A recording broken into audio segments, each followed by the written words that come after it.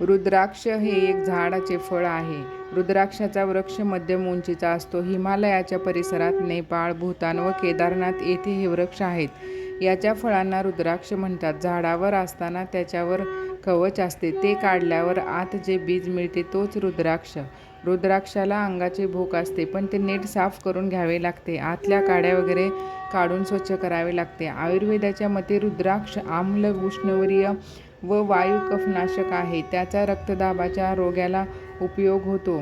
रात्री तांब्याच्या भांड्यात रुद्राक्ष ठेवून भांडे भरून पाणी घालावायचे आणि सकाळी रुद्राक्ष काढून ते पाणी प्यायले असता ब्लड प्रेशरवर उपयोग होतो. योगी लोकांच्या मते प्राणतत्व नियमन करणारी शक्ती रुद्राक्षात. रुद्राक्ष मालेने मंत्र साधकाला मन शक्तीवर नियंत्रण साधता येते. रुद्राक्ष सर्व जाती जमाती, स्त्री पुरुष, मुले धारण करू शकतात.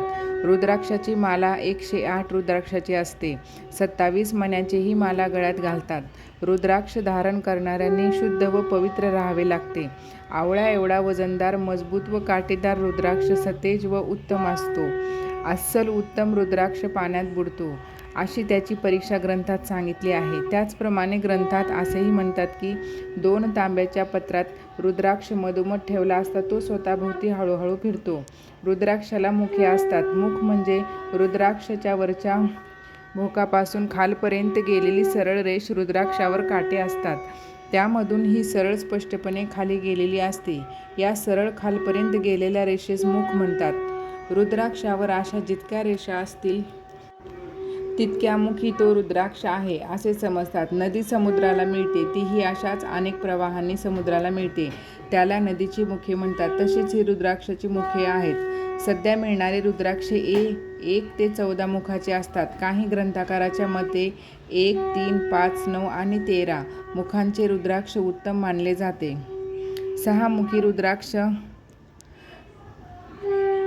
हा दत्त कार्तिकेय स्वरूपात आहे. 1 मुखी रुद्राक्ष भक्तिमुक्ती देणारा आहे. तो साक्षात शिवरूप असून त्याच्या दर्शनानेच पाप नाहीसे होतात. जेथे त्याचे पूजन होत असेल तेथे लक्ष्मी दूर जात नाही. तेथे कुठलाही उपद्रव होत नाही. 2 मुखी रुद्राक्षाला शंकर पार्वतीचे स्वरूप मानतात. हा सर्व कामना पूर्ण करणारा आहे. 3 मुखी रुद्राक्षाला अग्निरूप मानतात.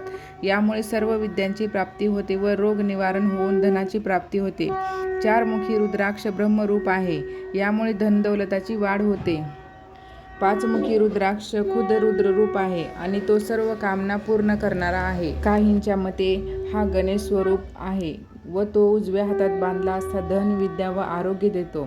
7 मुखी रुद्राक्षाला अनंग म्हणतात आणि तो धारण करायला कधीही दारिद्र्य येत नाही. याचे पूजनाने 6 मातृका, 7 अश्व व 7 ऋषी प्रसन्न होतात. हा यश व कीर्ती देतो. 8 मुखी रुद्राक्ष वसुमूर्ती भैरव स्वरूप आहे. हा धारण करणाऱ्याला भरपूर आयुष्य मिळते. 9 मुखी रुद्राक्ष कपिल मुनी आहे आणि त्याची अधिष्ठात्री देवता दुर्गा माहेश्वरी आहे. हा रुद्राक्ष भक्तिपूर्वक डाव्या हातात धारण केला असता विशेष फल देतो. काही लोक याला धर्मराज स्वरूपी मानतात. 10 मुख रुद्राक्ष स्वतः जनार्दन देव आहे आणि तो धारण केला असता सर्व इच्छा सफल होतात. हा अंगावर धारण केल्याने पिशाच, ब्रह्मराक्ष, सर्प इत्यादीचे भय नाहीसे होते. सर्व ग्रह अनुकूल होतात. वाईट ग्रहदशा असेल तर याचा चांगला उपयोग होतो. 11 मुखी रुद्राक्ष धारण करणारा रुद्ररूपी आहे आणि तो सर्वत्र विजयी होतो. याची मुख्य देवता इंद्र आहे. याचे पूजनाने अश्वमेध यज्ञाचे पुण्य मिळते. 12 मुखाचा रुद्राक्ष धारण करणारा आदित्य समान आहे. हा विष्णुरूप आहे. यामुळे आरोग्य प्राप्त होऊन अग्नीचे, हिंसक पशूचे भय नाहीसे होते. 13 मुखी रुद्राक्ष धारण करणारा विश्वदेवा समान आहे आणि याच्यामुळे सकल इच्छा पूर्ण होतात. 14 मुखी रुद्राक्ष परम शिवस्वरूप आहे. तो मस्तकावर धारण केल्याने सर्व पाप नाश होते. यास हनुमानाचे स्वरूपही म्हणतात.